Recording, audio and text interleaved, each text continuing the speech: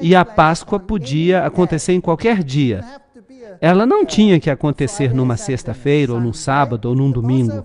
A Páscoa podia acontecer em qualquer dia, a depender da fase da lua nova. Mas a festa de Ishtar, ela ocorria no primeiro dia da semana. Então o papado mudou o calendário para alinhá-lo com a festa de Ishtar.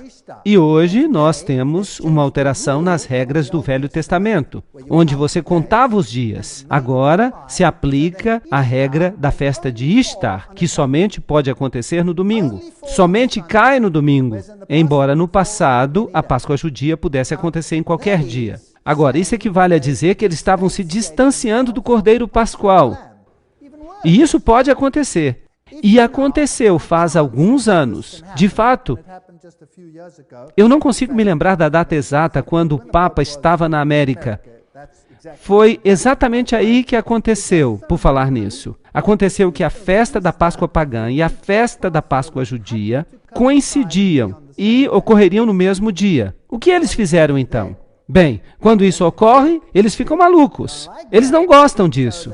Então, o Papa adiou a Páscoa pagã em uma semana. Foi isso que ele fez. Ele adiou a Páscoa em uma semana porque ele não ousava fazer com que ela coincidisse com a Páscoa judia, porque eles não queriam ter nada que ver com o Cordeiro Pascual que morreu por nós. Eles servem uma outra coisa. Ishtar é uma festa pagã, então ele mudou os dias da festa, ele mudou os tempos, ele mudou todo o calendário para fazer com que ele se alinhasse com as festas pagãs. E ele mudou também a lei de Deus. Então, aquele que mata com a espada deve ser morto com a espada. Aqui está a paciência e a fé dos santos, Apocalipse 13, 9 a 10. Dessa forma, em 1798, o papado recebeu uma ferida mortal.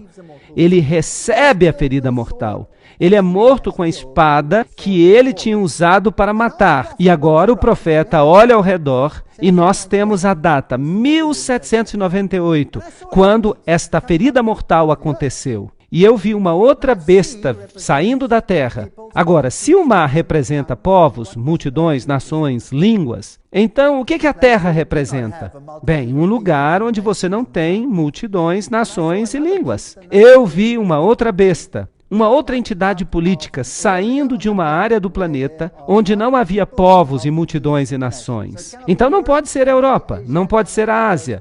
Não pode ser o Oriente Médio. Então, aqui temos uma nova entidade política. E ela tinha 2 chifres, como um cordeiro. Ela tem princípios que parecem princípios de um cordeiro. Mas ela fala como um dragão. E isso é interessante. Agora, quem é que tem esse poder? Bem, vamos então aos reformadores. Essas pessoas eram magnificentes. Eu tenho muito respeito pelos primeiros reformadores. John Wesley, em suas notas sobre Apocalipse 13, escritas em 1754, diz o seguinte da besta de 2 chifres. Ela não veio ainda, mas ela não deve estar distante, pois ela deve aparecer no final dos 42 meses da primeira besta. Agora, os reformadores todos disseram claramente, Roma é o anticristo. Eles estavam observando, e agora eles dizem, bem, esta outra besta não pode estar distante. A questão é, que outro poder se levantou exatamente nesta época, numa área onde não havia grandes multidões de nações? Só há um poder que se qualifica. E esse poder é o poder dos Estados Unidos. Há muitos anos essas imagens já eram interpretadas assim, embora os Estados Unidos fossem relativamente um poder insignificante. Vamos dar uma olhada no aparecimento dos Estados Unidos e vamos ver se ele se encaixa. A Declaração de Independência foi assinada em 1776. A independência foi reconhecida pelas nações do mundo em 1783. Em 1787, a Constituição dos Estados Unidos foi formada. Em 1791, a Carta dos Direitos foi acrescentada. E em 1798, o mesmo ano em que Roma recebeu a ferida mortal, a França, a nação mais poderosa da Europa naquela época, reconheceu a independência dos Estados Unidos. Então, a mesma nação que fere o papado com uma ferida mortal, no mesmo ano reconhece os Estados Unidos. Então o profeta vê que a primeira besta recebeu uma ferida mortal e depois continua olhando e vê outra besta subir, exatamente a tempo, em sentido profético. Em 1863, o ato de emancipação dos escravos. A Torre Eiffel é um símbolo da maçonaria. A Estátua da Liberdade é um símbolo da maçonaria. 1798 é uma data muito importante.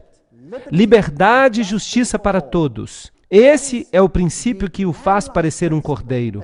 O dragão, um poder prévio, disse: tirem-nos da terra e enforquem-nos. É assim que o dragão fala. E é assim que o cordeiro fala. Aqui está um princípio semelhante ao de um cordeiro. O Congresso não fará nenhuma lei com respeito ao estabelecimento da religião, ou proibindo o seu livre exercício. Jesus disse a mesma coisa. Dai a César o que é de César e a Deus o que é de Deus. Jesus não veio para forçá-lo em suas decisões. Você pode escolher aceitá-lo ou rejeitá-lo, mas nenhum teste religioso será jamais exigido como qualificação para um emprego público nos Estados Unidos. Nós consideramos que estas verdades são autoevidentes, que todos os homens foram criados iguais, que lhes foi concedido pelo Criador certos direitos inalienáveis. E entre estes se encontram a vida, a liberdade e a busca da felicidade. Princípios semelhantes aos de um cordeiro.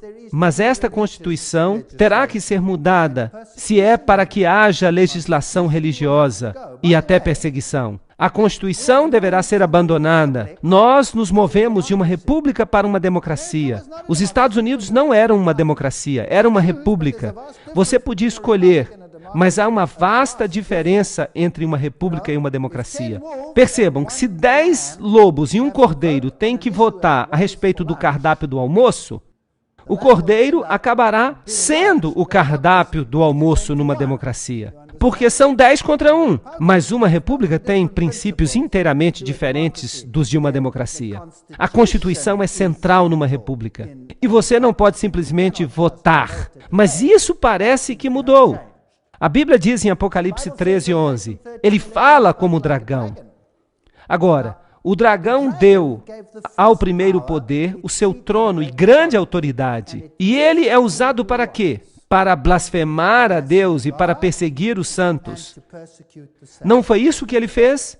Vocês creem que o mesmo poder começará a fazer a mesma coisa? Acham que isso é possível? Apocalipse 12:17 diz: então o dragão se irou contra a mulher e foi fazer guerra contra o restante da sua semente, aqueles que obedecem os mandamentos de Deus e têm o testemunho de Jesus. Se você se apega à palavra de Deus e àquilo que os profetas disseram, e se você obedece aos mandamentos de Deus em vez de aos mandamentos dos homens, será que você vai ficar encrencado com o dragão? Então, ele fala como dragão. Mas como é que o dragão fala? Vamos perguntar como Roma falava. Aqui está um texto do Papa Pio IX, dado em 1864. O Estado não tem direito de deixar o homem livre para que ele escolha a religião que ele considera verdadeira. Muito bem, aqui está a linguagem do dragão. A igreja tem o direito de exigir que a religião católica seja a religião do Estado, com a exclusão de todas as outras. Amaldiçoados sejam aqueles que defendem a liberdade de consciência e de culto, e aqueles que afirmam que a igreja não possa utilizar da força. Essa é a linguagem do dragão. A Igreja Católica Romana deve exigir o direito de liberdade apenas para ela. Civiltà Católica. É uma declaração católica. A Igreja Católica Romana deve dar o seu voto com o propósito de garantir o domínio católico neste país. Mundo Católico, julho de 1870. Essa é a linguagem do dragão. Mas Apocalipse 13:12 diz: exercita toda a autoridade da primeira besta diante dela. Então, significa que ela fará as mesmas coisas que ela fazia no velho mundo. O que ela fará então? Fará com que a terra e todos que habitem nela, todo o mundo, que adorem a primeira besta. Aham! Agora, como é que você força alguém a adorar a primeira besta cuja ferida mortal foi curada? Como é que você força, pela legislação, alguém a adorar a primeira besta? A única forma de fazer isso é através de leis que governem a consciência. Não está certo? Então, se a primeira besta tem regra ou regras e diz que este é o padrão que eu quero implementar, e eu digo, bem, eu não quero ter nada que ver com isso. Isso é contrário à lei de Deus. Então, esse poder vem e diz, se você não obedecer, c'est fini. O que então? Então, o segundo poder está garantindo as leis do primeiro poder. E se eu então obedeço a essas leis, então o que de fato eu estou fazendo?